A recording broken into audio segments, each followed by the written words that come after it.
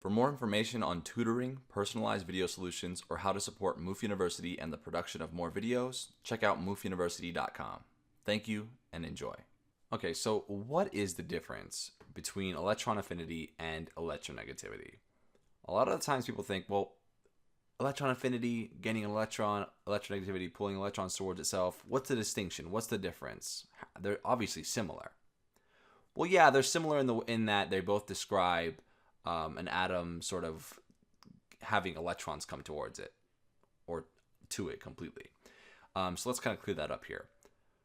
Electron affinity is the energy associated with gaining an electron, right? Now this is a sort of diet definition as compared to what I mentioned earlier. Be sure to watch that video for more details.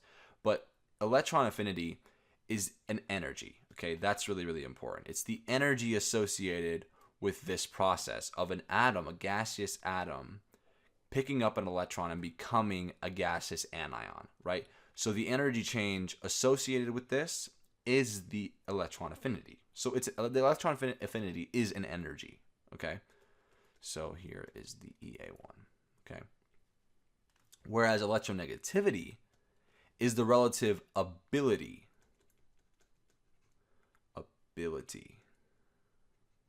to attract electron density across a bond, right? So this is not an energy situation, it's ability, right? So and it's of course across a bond, right? So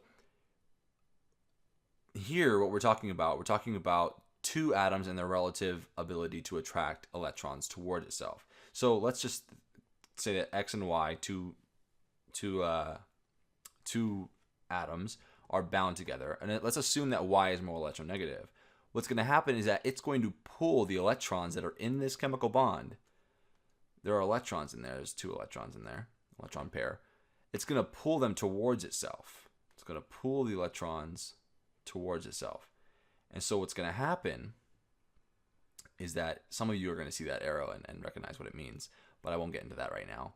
It's going to pull the electron density towards itself. And what's going to happen is that the Y, being more electronegative, if it pulls electron density towards itself, it's pulling negative charges towards itself, but it's not picking them up completely. So it's going to have a slight negative charge, a partial negative charge that we're going to denote with the Greek letter delta, the lowercase version, and a little minus sign. And when that's happening, the electrons are being pulled away from the X, right? Which, if the X is losing the negative charges, then it's becoming partially positively charged. Okay. Now this can also be represented in this way, where the electrons are very clearly closer to the Y than they are to the X.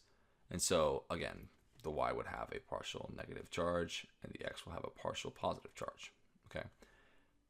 Now, another thing is that with electron affinity, this applies to a single unbound atom, right? This is just a gaseous atom by itself, right? But electronegativity doesn't apply to a single unbound atom. It applies to an atom in a bond. In fact, that's part of the reason we don't consider the noble gases to have electronegativities, at least not helium, neon, and argon, because they don't form bonds to things. And because they don't form bonds, they can't really have an electronegativity associated with them, right? Because they have to be bound to something in order to have an ability to withdraw electron density towards themselves. Okay. Now, electron affinity, it's possible to have many successive values, right? You can have the EA1, EA2, EA3, so on and so forth, right? But with electronegativity, there's only one value. And it's dependent only on the identity of the atom.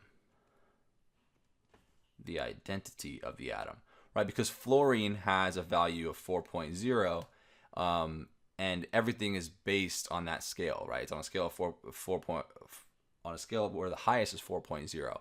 So the most electronegative atom, fluorine, has an electronegativity of 4.0. Every other element has a value associated with it that is lower than 4.0. But the value that it has is dependent only on the identity of that atom. And yeah, that's it.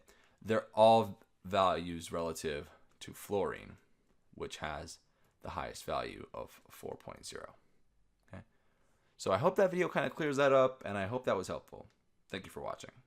If you found that video helpful, don't forget to like, comment, subscribe, and share with friends. Thank you, and happy studying.